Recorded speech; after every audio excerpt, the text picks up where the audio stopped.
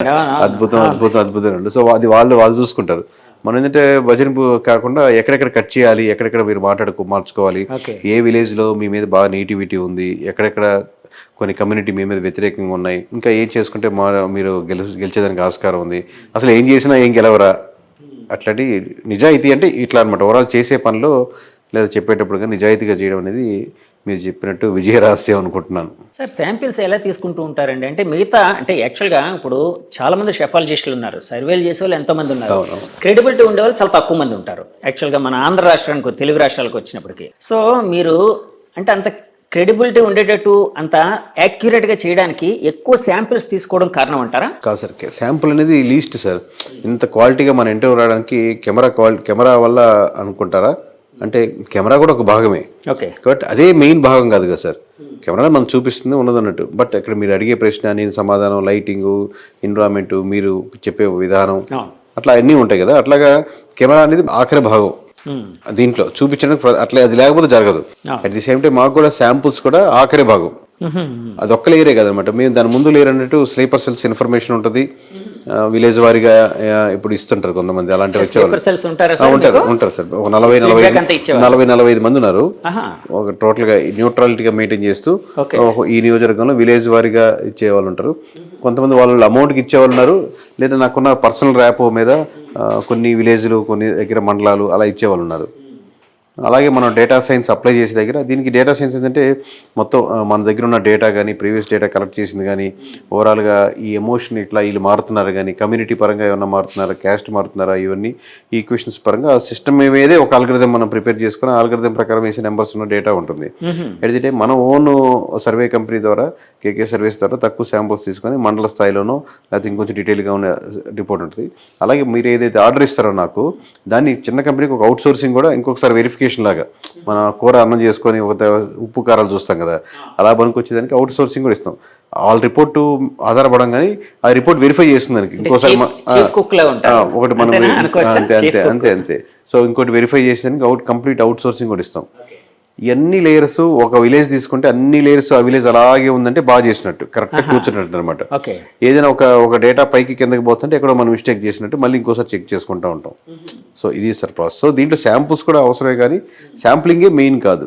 Okay, అంటే చాలా మంది షెఫాలజిస్టుల దగ్గర విన్నాను, ఎక్కువ శాంపిల్స్ తీసుకున్నారు. ఎమ్మెల్యేస్ కూడా 90% ప్రజల్లో లేదా ఎమ్మెల్యేస్లో కూడా ఎన్ని శాంపుల్స్ తీసారండి మీరు అనేది ఉంటుంది. శాంపుల్కి ఎంత కాస్ట్ పడుతుంది, మీరు 100 రూపాయలు తీసుకుంటారా, శాంపుల్కి 200, 250, 300 అంటారు. మీకు కావాలనుకునేది ఏంటి? ఇప్పుడు మీరు ఒక ఓపెన్ ల్యాండ్ ఉంది సార్, నాకు ఇంత మంచి కన్స్ట్రక్షన్ కావాలి, ఇలా నాకు ఇక్కడ ఈ గోడ మటు ఫిక్స్డ్ సార్ అని ముందుగా చెప్పారు అనుకోండి. ఇప్పుడు మీరు 3 మధ్యలో గోడలు వేసారు. ఇప్పుడు నేను అద్భుతంగా కన్స్ట్రక్షన్ నాకు మంచిగా రావాలంటే ఎలా వస్తుంది?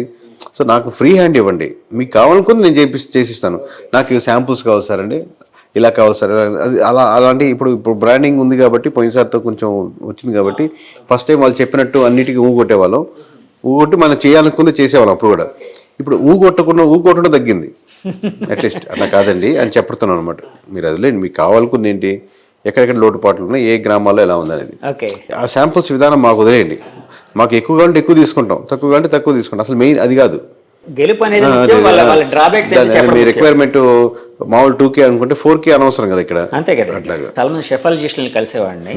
అంటే కొంతమంది రాజకీయాల్లో కూడా వెళ్ళిన వాళ్ళు ఉన్నారు. ఫర్ ఎగ్జాంపుల్ జీవీఎల్ నరసింహారావు గారు, ఆయన ఒకప్పుడు షెఫాలజిస్ట్ గా తన జీవితాన్ని ప్రారంభించి తర్వాత బీజేపీ పార్టీలోకి వెళ్ళారు, రాజ్యసభ సభ్యుడయ్యారు, మోదీ గారికి వాళ్ళకి బాగా క్లోజ్ గా ఉంటున్నారు. అలాగే పీకే గారిని చూస్తూ ఉంటే, పీకే గారు ఫస్ట్ సెఫాలజిస్ట్గా స్టార్ట్ అయ్యారు, పార్టీ పెట్టుకున్నారు, పార్టీ కోసం అంటే ఒక పొలిటికల్ యాస్పిరేషన్ అనేది. అంటే ఒక షెఫాలజిస్ట్గా ఉండేటప్పుడు మీకు ఇలాంటివన్నీ కనిపిస్తూ ఉంటాయి కదా, రాజకీయ పార్టీలతో తిరుగుతూ ఉంటారు కదండి. సో తిరిగేటప్పుడు మీకు కూడా అలాంటి రాజకీయాల్లోకి వెళ్తే బాగుంటుంది, లేకపోతే ఇంకో విధంగా వెళ్తే బాగుంటుంది, ఇలాగే ఏమైనా ఉంటాయండి? అంటే అలాగే మీకు ఏమైనా పర్టికులర్గా ఉన్నాయా? 2 చెప్తాను సార్ ఎగ్జాంపుల్స్. ఇప్పుడు మన దగ్గర ఆల్రెడీ నెంబర్స్ అన్నీ ఉంటాయి కదా, ఎవరు గెలుస్తారో ఎవరు ఓడతారో ఫైనల్గా ఉంటాయి కదా. దీన్ని బట్టి మనం చాలామంది ఇప్పుడు ఎవరైనా ఫోన్ చేసి రిపోర్ట్ కొనుక్కోవచ్చు. పలానా నియోజకవర్గంలో ఇప్పుడు మన సేల్స్ టీమ్ కంటే ఎంత మెజారిటీ వస్తుందండి, ఈ 3 నియోజకవర్గాల్లో ఎవరెవరు గెలుస్తున్నారు, ఈ రిపోర్ట్ మనం సేల్ చేస్తాం. ఇప్పుడు వాళ్ళు బెట్టింగ్ కూడా వేసుకోవచ్చు, లేకపోతే పర్సనల్ ఎమ్మెల్యే పక్కన ఉండే పర్సన్ అయిన ఉండొచ్చు, లేదా క్యూరియాసిటీ మీద తీసుకోవచ్చు. అమౌంట్ పెద్ద ప్రాబ్లం కాదు కదా అనుకునేవాళ్ళు. కానీ నిజంగా ఫర్ సపోజ్ బెట్టింగ్ గురించి మన దగ్గర అన్ని నెంబర్స్ ఉన్నాయి కదా, మనం కూడా ఒక 10 లక్షలు అడగద్దాం, ఇప్పుడు ఒక 5 లక్షలు కాద్దాం అనుకున్నాను. ఎప్పుడైతే మీరు ఇన్వాల్వ్ అయ్యారో మీరు తెలియకుండా ఒక అసెస్మెంట్ మిస్ అవుతారు. ఓకే. అలాగే మనం ఆల్రెడీ ఇంత నెంబర్స్ చెప్తున్నాం కదా, ఈ నియోజకవర్గంలో ఎవరు పోటీ చేసినా గెలుస్తారు అని మనకు తెలుస్తుంటుంది. ఇది మన నియోజకవర్గం కదా, మన దగ్గరికి ఉండేది కదా, మనం ఇన్ఫ్లుయెన్స్ చేసి లోపలికి వెళ్ళిపోదాం అనుకోండి, మీరు నెక్స్ట్ టైం నుంచి నెంబర్స్ తప్పబడతాయి. మీరు ఎమోషనల్గా ఒక దాంతో కనెక్ట్ అవుతున్నారు అంటే ప్రాపర్గా చేయలేరు.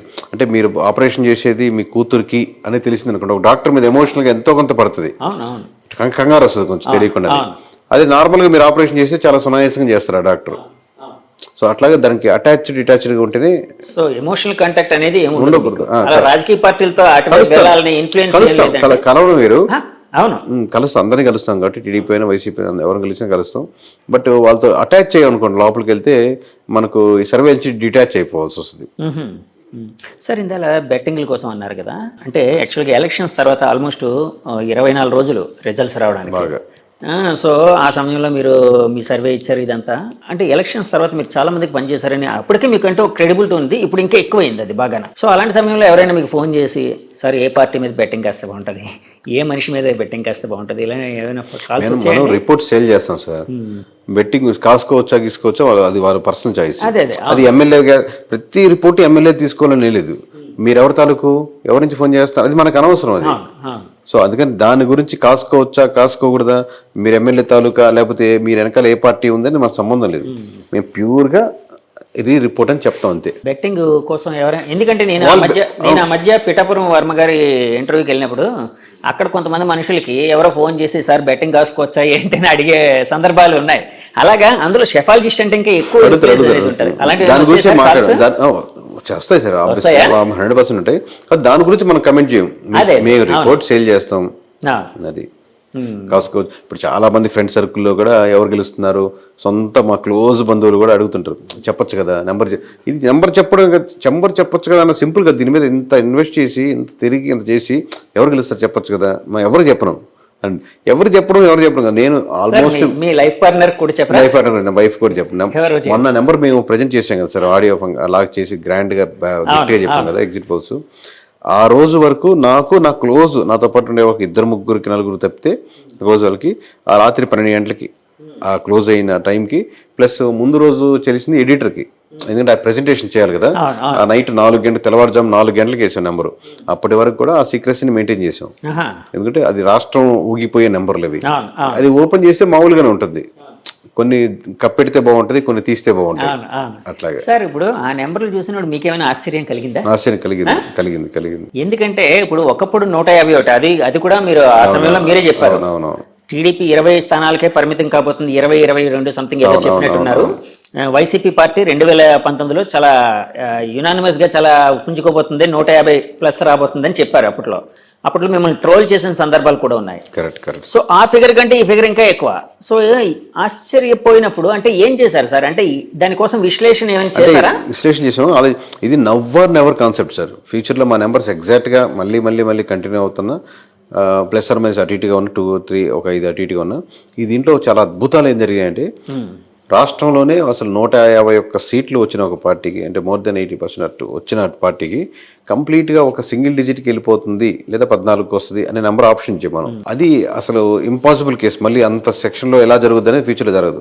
ఒకటి జరగచ్చు, రాష్ట్రంలోనే ఒక హీరో ఉన్నటువంటి వ్యక్తిగా, ఎక్కువ మంది అభిమానించే వ్యక్తిగా ఉన్న పార్టీకి 10 ఏళ్ల నుంచి ట్రై చేస్తూ ఒక్క సీటు కూడా గెలవకుండా ఉంటూ కంటిన్యూస్గా ఫెయిల్యూర్స్ చూసిన వ్యక్తి, ఎంతో కోట్లాది మంది అతను గెలుస్తాడని వెయిట్ చేస్తున్నప్పుడు ఆ పార్టీకి ఎక్కడైతే పోటీ చేసిన ప్రతి ఒక్క నియోజకవర్గం గెలుస్తుందని నరమానవుడు నమ్మని ఒక నెంబర్ చెప్పడం. మూడోది 70 అయిపోయింది, టీడీపీ అయిపోయింది, కష్టం అనుకున్నది. పోటీ చేసిన ప్రతి దగ్గర 90%లో పైన, అంటే 144 పోటీ చేస్తే 133 నియోజకవర్గాల పేరుతో సహా చెప్పి ఎన్ని గెలుస్తుందని ఒకేసారి చెప్పడం. 4వ విషయం, అసలు సిట్టింగ్ గవర్నమెంట్ ఉన్నటువంటిది అసలు ఇంకా ఇనానమస్, మళ్ళీ పోటాపోటీగా ఉంటుంది, క్లిష్టంగా ఉంటుంది, ఎవరు గెలుస్తుందో చెప్పలేం, చాలా టైట్ ఫైట్లో ఉన్నాయి, అన్ని రకరకాల సర్వేలు రకరకాలుగా చెప్తూ జనాల్లో కూడా కన్ఫ్యూజింగ్ స్టేజ్ వాళ్ళలో కూడా ఉన్నప్పుడు అసలు ప్రధాన ప్రతిపక్ష హోదా కూడా రాదు. అసలు గెలవడం పక్కన పెట్టండి, ప్రధాన ప్రతిపక్ష హోదా రాదు. కేవలం 21 సీట్లు పోటీ చేసినటువంటి ఆ పార్టీకే ప్రధాన ప్రతిపక్ష హోదా వస్తుంది అనేది. ఇన్ని 4 భిన్నంగా ఉన్నటువంటి లేయర్స్, 4 తూర్పు, పడమర, ఉత్తర, దక్షిణ రకాలుగా 4 లేయర్స్ని దాంట్లో మళ్ళీ సింగిల్ నెంబర్గా చెప్పడం అనేది ఇది నెవర్ అనుకుంటున్నాను సార్. ఇంతకుముందు జరగలేదు, తర్వాత జరుగుద్దా లేదా వేరే రాష్ట్రంలో జరగచ్చు, కానీ మన రాష్ట్రంలో అంత క్లిష్టమైన పరిస్థితుల్లో జరగదనుకుంటాను. సార్ ఇప్పుడు 151 ఒకప్పుడు ఆ 5 మధ్యలో కొట్టేసి ఓన్లీ 11 వచ్చింది ఇప్పుడు. అవును, అంటే జనాలు చాలా మంది సోషల్ మీడియాలో మాట్లాడుకుంటున్నారు ఆ విధంగా. అంటే నేను వాళ్ళని ఇది చేయడం అని కాదు, కానీ మామూలుగా 11 వచ్చిందని చెప్పడం నా ఉద్దేశం. కరెక్ట్. సో వైసీపీ పార్టీ అంత ఇదిగా అంటే కిందకి వెళ్ళిపోవడానికి అప్పటి వరకు టీడీపీ అసలు అంటే టీడీపీ అనేది పార్టీ అనేది సస్టైన్ అవ్వడమే చాలా కష్టం, ఇంకెప్పుడు గెలవలేదు అని అనుకునే చాలా జనాల్లో కూడా ఒక రకమైన అంటే జనాల్లో ఉందో లేదో తెలియదు, కానీ రాజకీయ వర్గాల్లో అలాంటి అభిప్రాయం ఉండేది వేరే వేరే రాజకీయ వర్గాల్లో. సో అలాంటిది ఇలా పుంజుకోవడానికి కారణం ఏంటి సార్? అంటే ఏ విధంగా మీరు విశ్లేషిస్తారా కారణాలని? అంటే ప్రధానంగా కూటమి బలం sir. First of all vote banking, ఆబ్వియస్గా కాంబినేషన్, అది ఎంత పర్సెంట్ కలిసింది, పోన్ ఎంత పర్సెంట్ పెరిగింది అనేది అది వేరే విషయం. ఎందుకంటే మనం ఫైనల్గా చెప్పిన పర్సంటేజ్ కూడా యాక్యురేట్గా వచ్చి ఓవరాల్గా 58%, 38% అని చెప్పాం. దానికి దరిదాపులు 1% అడిటికి వచ్చింది. అంటే టోటల్ రాష్ట్రం మీదగా ఒక పార్టీకి వస్తుంది కూడా. అంటే ఇండివిజువల్ నియోజకవర్గాన్ని కన్సాలిడేట్ చేసి వచ్చిన నెంబర్ అది. సో ఈ పర్సంటేజ్ ఎలా ఇంత యాక్యురసీగా చెప్పామంటే 1% దీంట్లో తగ్గుద్ది, రోడ్ల వల్ల తగ్గుద్ది, ఇంకో 1% లిక్కర్ వల్ల తగ్గుద్ది, ఇంకో 1% దీని వల్ల తగ్గుద్ది, ఇంకో 1% ఎంప్లాయీస్ వల్ల తగ్గుద్ది, ఇంకో 1% ఎంప్లాయీ కోసం ప్రిపేర్ అయ్యే వాళ్ళ కోసం జరుగుద్ది, ఇంకో 1% ఇక్కడ నుంచి చాలామంది ట్రావెల్ చేసి వాళ్ళు ప్రభావితం చేస్తారు, ఇంకో కొంత పర్సెంట్ 4 to 5% వీళ్ళతో యాడ్ అవుద్ది. ఇలా 1% అది ఓవరాల్ కాదు, నియోజకవర్గాల వరకు ఒక దగ్గర ఉండొచ్చు, ఇంకో దగ్గర రాజధాని ఎఫెక్ట్ వల్ల 2-3% వేరియన్స్ ఉండొచ్చు, ఇంకో దగ్గర వైజాగ్లో ఉండొచ్చు. ఇలా అంతా క్రోడీకరించి నెంబర్స్ చేసుకోవాల్సి వస్తుంది. అదే డేటా సైన్స్లో అదొక అద్భుతం సార్. ఇక్కడి నుంచి అంతమంది జనాలు సంక్రాంతి పండుగకి యాక్చువల్గా హైదరాబాద్ చూడగానే సంక్రాంతికి బీభత్సంగా వెళ్తూ ఉంటారు ఇక్కడ ఉండే ఆంధ్ర వాళ్ళందరూ వాళ్ళ ప్రాంతాలకి. మళ్ళీ ఈ ఎలక్షన్ మే 13ని అలాంటి సంక్రాంతి కనిపించింది, అంటే అంత ఆ విధంగా మైగ్రేట్ అయ్యారు జనాలు. సో అది ఒక ఇన్ఫ్లుయెన్స్ చేసింది, అంటే ఈ స్టాటిస్టిక్స్ని వాటిని నెంబర్స్ని ఇన్ఫ్లుయెన్స్ చేయడానికి అది కూడా కారణం అని అనుకోవచ్చా సార్? వన్ ఆఫ్ ది, అంటే ఒక ఆ బేస్ చేసుకొని ప్రతిసారి ఓటింగ్ పర్సంటేజ్ పెరిగితే ఎప్పుడు అపోజిషన్ పార్టీ గెలుస్తుందనో, ఓటింగ్ పర్సెంట్ పెరిగితే ఎప్పుడు సిట్టింగ్ పార్టీ గెలుస్తుందో, అలా ఆ సీక్వెన్స్లో మనం చెప్పలేం. కానీ ఇక్కడ పెరిగినటువంటి ఓటింగ్ పర్సంటేజ్ మటుకు ఆబ్వియస్గా అపోజిషన్ పార్టీకి అడ్వాంటేజ్ అయింది. ప్లస్ అక్కడికి వెళ్ళి వాళ్ళు ఒక అవ్వాతాత వైఎస్ఆర్సీపీకి వేయాలనుకున్నా కానీ వీళ్ళు వెళ్ళి వాళ్ళు ఇన్ఫ్లుయెన్స్ చేసిన సందర్భాలు కూడా ఇంకో యాడెడ్ పర్సంటేజ్. సార్ ఇందాక కూటమి కలవడం ఒక ఓటింగ్ బలం దానివల్ల ప్లస్ అయిందని అన్నారు కదండి సార్. ఒకవేళ కూటమి అంటే టీడీపీ పార్టీ ఇండివిజువల్గా, జనసేన ఇండివిజువల్గా, బీజేపీ ఇండివిజువల్గా పోటీ చేసి ఉంటే యాక్చువల్ వైసీపీ గెలిచేది, అది అందరూ అంటున్నమాట. అవునా అంటే సార్? Depends sir. అది అప్పుడు అంటే చాలా ఫ్యాక్టర్స్, ఇది హైపోథెటికల్ క్వశ్చన్ కాబట్టి అది ఫర్ సపోజ్ టీడీపీ ఇండివిజువల్గానే ఈసారి మనం ఎవరితో కలవము, మనం ఇండివిజువల్గా వెళ్దాం, ఈసారి ఎందుకు కొట్టడం చేస్తాం, రాష్ట్రం అన్యాయం అయిపోతుంది, ఏదో వాళ్ళు చెప్పాలనుకుని చెప్తారు కదా, అలాంటి ఫేజ్లో వెళ్ళి, అలాగే జనసేన కూడా 175 నియోజకవర్గాలు మనం ఇది ఇండివిజువల్గా పోటీ చేద్దాం, ఇది ఈ క్యాండిడేట్ నేను ముందుగానే ప్రకటిస్తున్నాను, పలానా రాము గారు ఇక్కడి నుంచి కంటెస్ట్ చేస్తారు, పలానా రవి గారు ఇక్కడి నుంచి కంటెస్ట్ చేస్తారు, లేదా పలానా 50-60 నియోజకవర్గాలే కన్సాలిడేట్ చేద్దాం, మనం మొత్తం వద్దు 50కి 50 కొడదాం అన్న ప్లాన్తో వెళ్తే వేరే రకంగా ఉంటుంది. లేదు 175 పోటీ చేస్తే ఒక రకంగా ఉంటుంది. లేదు లాస్ట్లో పొత్తుల దాకా వచ్చి పొత్తులు సరిగ్గా కుదరలేదు, నువ్వు ఇచ్చేది నేను ఇచ్చేది మాట అనుకుని విడిపోయారు, అప్పుడు వేరే రకంగా ఉంటుంది. ఇలా నెంబర్ ఆఫ్ ఫ్యాక్టర్స్ బట్టి చెప్పినాం. బట్ పొత్తు లేకపోతే మటుకు చాలా నియోజకవర్గాల్లో టఫ్ ఫైట్ ఇచ్చినది. ఇప్పుడు ఏ సినారియో ఏంటి అనేది ఒక్కొక్క దాంట్లో ఒక్కొక్క అడ్వాంటేజ్ ఉంటుంది. అవునండి సార్. యాక్చువల్గా పవన్ కళ్యాణ్ గారు అంటే చంద్రబాబు గారు జైలు ఉదంతం జరిగిన తర్వాత పవన్ గారు వెళ్ళి యునానిమస్గా వాళ్ళకి అక్కడ ఒక సపోర్ట్ ఇవ్వడం అనేది ఈ రాజకీయ చిత్రాన్ని మార్చడానికి మెయిన్ కారణం అని భావించచ్చా సార్? ఒక షెఫాలజిస్ట్గా భావిస్తారా? అంటే దాని ముందు జరగాల్సిన నష్టాలు జరుగున్నాయండి. ఇప్పుడు 1% అని ఇంతకుముందు యాడ్ అయినాయి. రోడ్లు ఆ రోజుతో బాగుపడలాగా, లేదా ఆ రోజు నుంచి రోడ్లు బాగా లేకుండా లేవు కదా, రోడ్లు తీసుకుంది. లేదా ఎంప్లాయీస్ శాతం ఆల్రెడీ పవన్ కళ్యాణ్ కలిసినా కలవకపోయినా ఎంప్లాయీస్ అనేవాళ్ళు నెగిటివిటీ ఉన్నారు. ఇలా ఆల్రెడీ రెడీగా ఉంది. ఆ రెడీగా ఉన్నది కూటమిలో ఎవరికి వెళ్ళాలి, బీజేపీకి వెళ్ళాలా, టీడీపీకి వెళ్ళాలా, జనసేనకి వెళ్ళాలని ఆ తర్వాత మారింది. లేదు ముగ్గురు కూటమే కాబట్టి ఒక పార్టీకి వెళ్తున్నాయి. అసలు ఎవరి కేకే గారు ఎప్పటి నుంచి ఈ రంగంలోకి వచ్చారు? ఇలానే మీ పర్సనల్ లైఫ్ కోసం, మీ ప్రొఫెషనల్ లైఫ్ కోసం తెలుసుకోవాలని చాలా మందికి ఒక ఉత్సుకత అనేది అయితే ఉందండి ప్రపంచవ్యాప్తంగా. సో ఎక్కడ సార్ మీది, ఎక్కడ ప్రాంతం, ఏంటి, ఎప్పటి నుంచి ఈ ఫీల్డ్లోకి వచ్చారు? మా సొంతూరు నెల్లూరు అండి. ఈ సర్వీస్కి రాకముందు నేను 8 సంవత్సరాల వరకు సాఫ్ట్వేర్ ఇంజనీర్గా పనిచేశాను.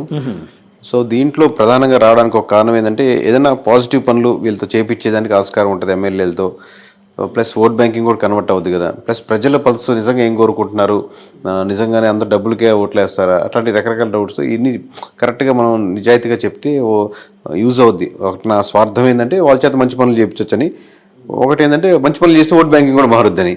సో సర్వీస్ చేయించుకున్నాం, రిజైన్ చేసి సాఫ్ట్వేర్ నుంచి బయటకు వచ్చి చాలా కష్టాలు ఏదో అక్క మొక్కలు తినే పెద్ద దగ్గర ఉంటుంది, అది ఇదే పెద్ద తేడా కాదు. కానీ సో ఓవరాల్గా అది చేయడం మొదలుపెట్టింది, అది సక్సెస్ అయింది, నిజాయితీగా ఉన్నారు ఇప్పుడు.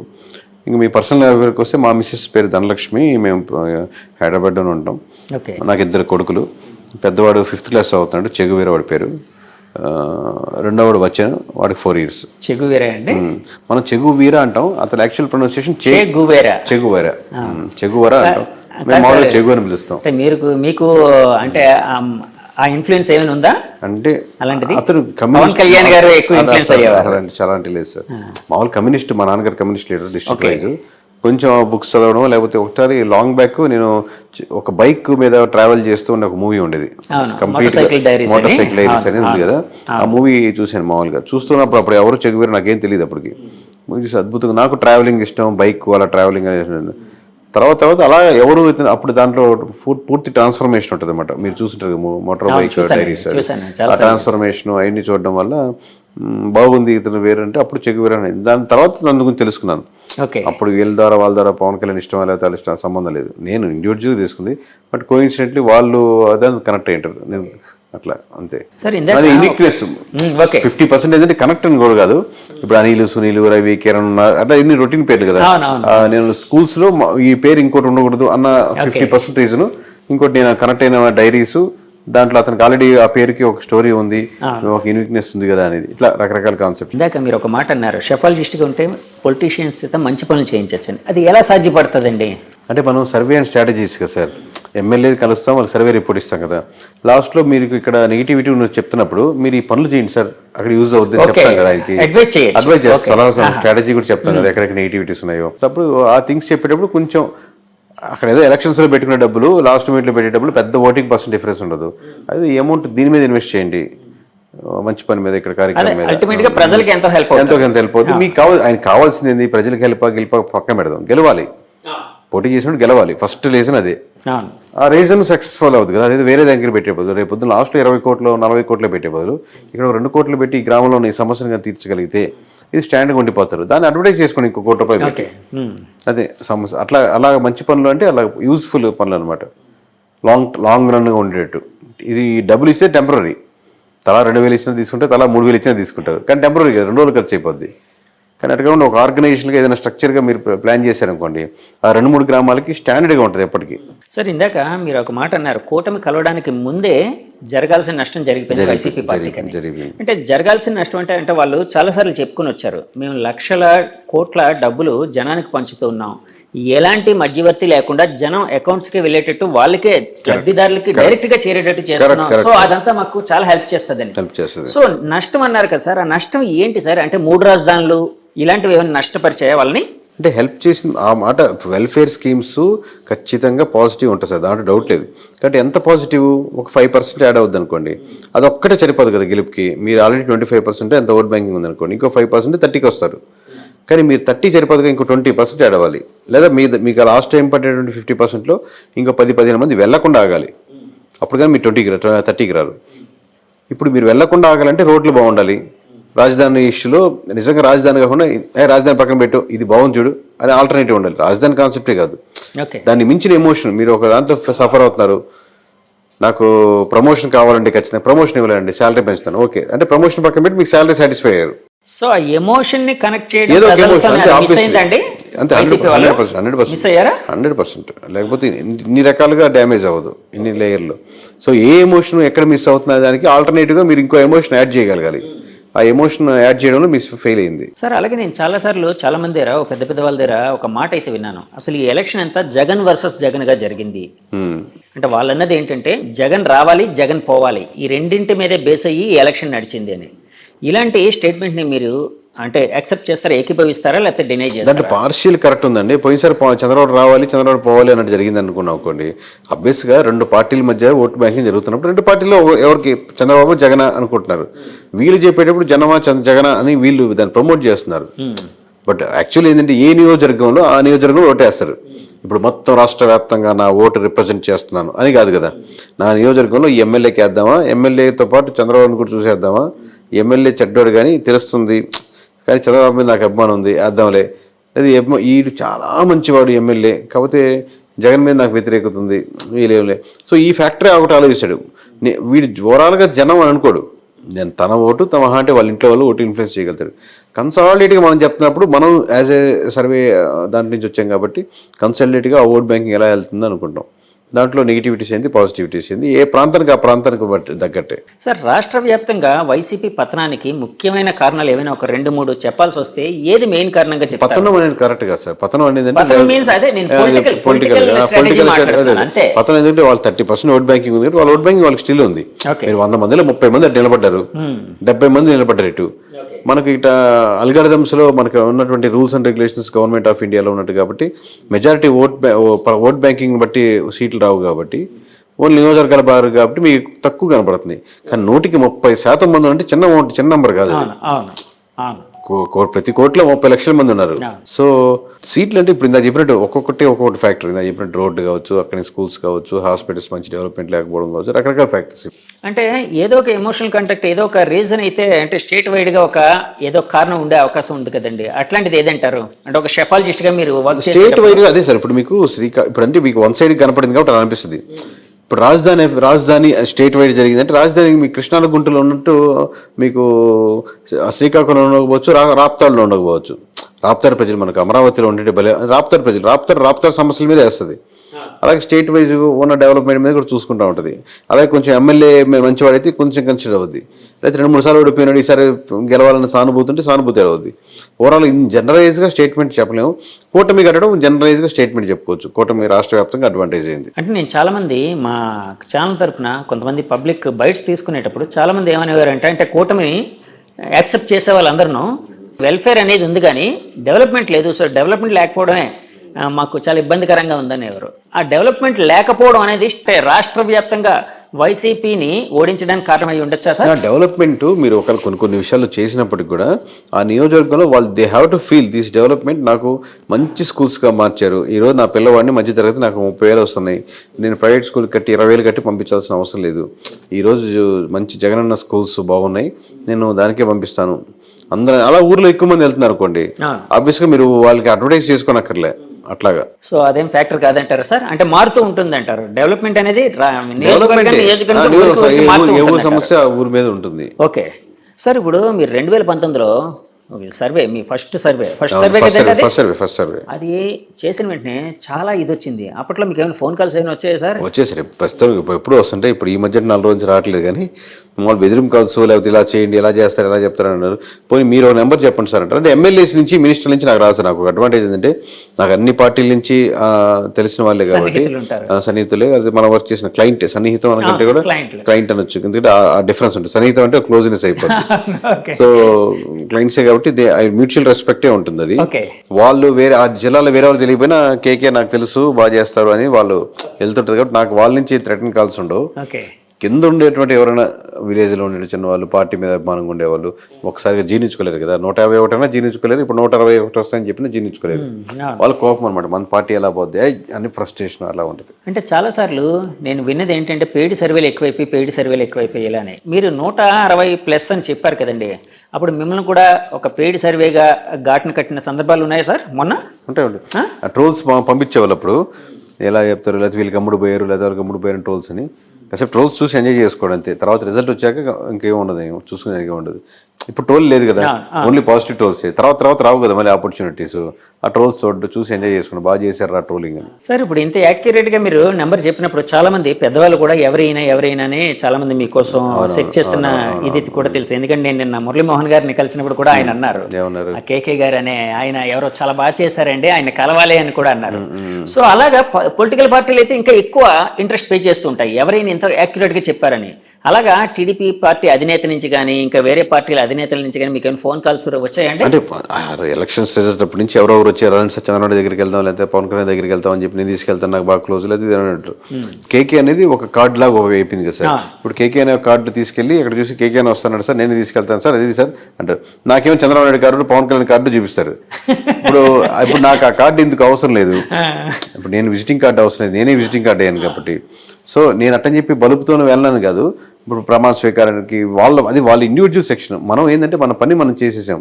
దీపంగా ఎట్లా ఉంటాయి నిజంగా వాళ్ళకి అవసరం ఉండి ఫోన్ చేశారు అనుకోండి. ఇప్పుడు వైఎస్ఆర్సీపీ నుంచి ఎవరో ఫోన్ చేశారు, ఇక్కడ కలుద్దాం సార్, మాకు ఒకసారి చెప్పండి విశ్లేషణ ఎలా ఉంది, ఎందుకు జరిగింది ఓట్ బ్యాంకింగ్ పాలసీ. నేను దానికి నో అని చెప్పను. వాళ్ళకి కావాలనుకున్నప్పుడు వాళ్ళే అప్రోచ్ అవుతారు కదా, మనం వెళ్ళి కాల్ చేసి కలవాల్సిన అవసరం ఏముందని. మన వర్క్ కాదు కదా వాళ్ళు కలిసి కంగ్రాచులేట్ సార్ మీరు గెలవడానికి నాకు ఎంతో ఆనందాన్ని ఇస్తుంది అని అటాచ్డ్ అయిపోవడం అనేది ఉండదు. కంగ్రాచులేషన్ కాల్స్ అయితే వస్తూ ఉంటాయి కదండి పెద్దవాళ్ళ దగ్గర నుంచి. అవి 100 కాల్స్ సార్, అవి 1000 కాల్స్, 100,000 కాల్స్.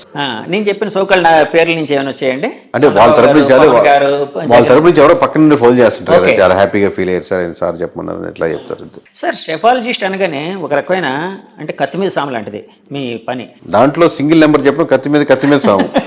కత్తి కొసంటుంది చూడండి, ఆ కొస నిలబడ్డట్టు, అంచు మీద నిలబడ్డట్టు, అటు ఇటు అయితే లోపలికి దిగిపోద్ది. అవును, ఎందుకంటే ఎప్పుడైనా కూడా అంటే రాజకీయాలు అనేటప్పుడు ఒకరు ప్రేమిస్తారు, ఒకరు ద్వేషిస్తారు. మీరు ఒక నెంబర్ చెప్తే వాళ్ళకి ఫరగా ఉందనుకోండి, వాళ్ళు విపరీతంగా ప్రేమిస్తారా, మా సూపర్గా చెప్పారా అని. అవతల వాళ్ళు నిజంగా ద్వేషిస్తారు. అంటే మీరు ఇందాక మెచ్యూరిటీ అన్నారు కదా, అది వేరే లెవెల్. అంటే మామూలు కార్యకర్తల స్థాయి, కింద స్థాయి వ్యక్తుల కోసం నేను కింద క్యాడర్ కోసం చెప్తున్నాను. ఇలాంటి అంటే ఒక రాజకీయ పార్టీలకి గెలుపు ఓటమి ఉంటుందండి. అంటే ఇప్పుడు ఈ రోజు వైసీపీ ఓడిపోయింది, 2024లో పుంజుకునే అవకాశం ఉండొచ్చు, అంటే కరెక్ట్ పనిచేసి ఉంటే. అంటే కూటమి కంటే కొంచెం బాగా వీళ్ళు చేయగలిగితే రేపు పొద్దున్న ఏమైనా చేయగలిగితే. కానీ షెఫాలజిస్టులు కూడా అంటే కొన్నిసార్లు సక్సెస్ఫుల్గా ఉంటారు, కొన్నిసార్లు ఫెయిల్యూర్స్ లోనే అవుతారు. ఫర్ ఎగ్జాంపుల్ ఆరామస్థాన్ గారు మీరు చెప్పారు, ఆరామస్థాన్ గారు చెప్పారు. ఆరామస్థాన్ గారిది